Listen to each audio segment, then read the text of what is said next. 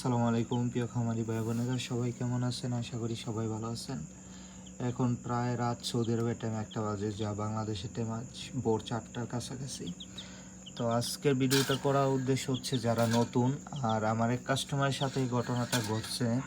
তো উনি একদম নতুন, উনি আমার কাছ থেকে গত 15 দিন আগে 7 piece plus 8 piece plus 2 piece সেরেমা মুরগির বাচ্চা নেয়, টোটাল 10 পিস বাচ্চা। তো উনি 10 পিস বাচ্চা নিয়ে কীভাবে বোর্ডিং করবো কিছুই জানে না। তো আমি ওনাকে বলে দিয়েছিলাম যে এরকম একটা 60 ওয়াটের বাতি, লাল বাতি প্লাস বাচ্চাগুলোকে যে কোনো একটা কার্টুনে রাখতে। তো উনি ঠিকঠাক সব কিছুই রাখছে, কিন্তু একটা ভুল করছে কি, রাতের বেলা উনি যখন বেডরুমে যেহেতু উনি বাচ্চাগুলো রাখছে, তো এরকমভাবে একটা কাপড় দিয়ে রাখছিল। তো কাপড় দিয়ে রাখার শর্তে চারো সাইডের যেহেতু কার্টন আর উপরেও যখন ঘুরে রাখছিল, তখন আপনার বাচ্চাগুলো হিট হইয়া কি হলো, সকালবেলা উনি উঠে দেখে 8 পিস বাচ্চাই মারা গেছে। তো এরপর আমি চিন্তা করলাম যে এই বিষয়ে একটা ভিডিও দিই।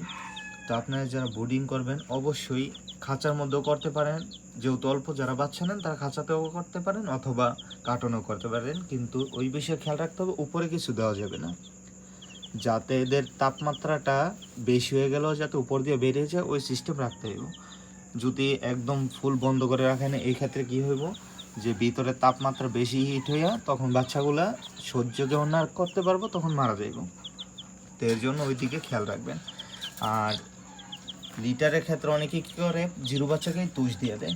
তো তুষ দেওয়া ঠিক না, ঠিক আছে?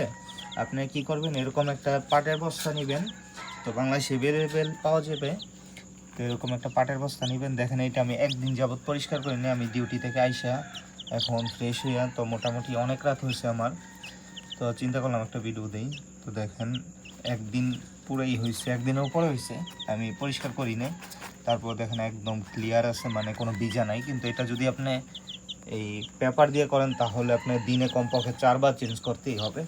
এখন দেখেন আমি এটাকে কীভাবে চেঞ্জ করি, চেঞ্জ করার পর আবার ভিডিও দিচ্ছি। তো চলেন চেঞ্জ করা যাক।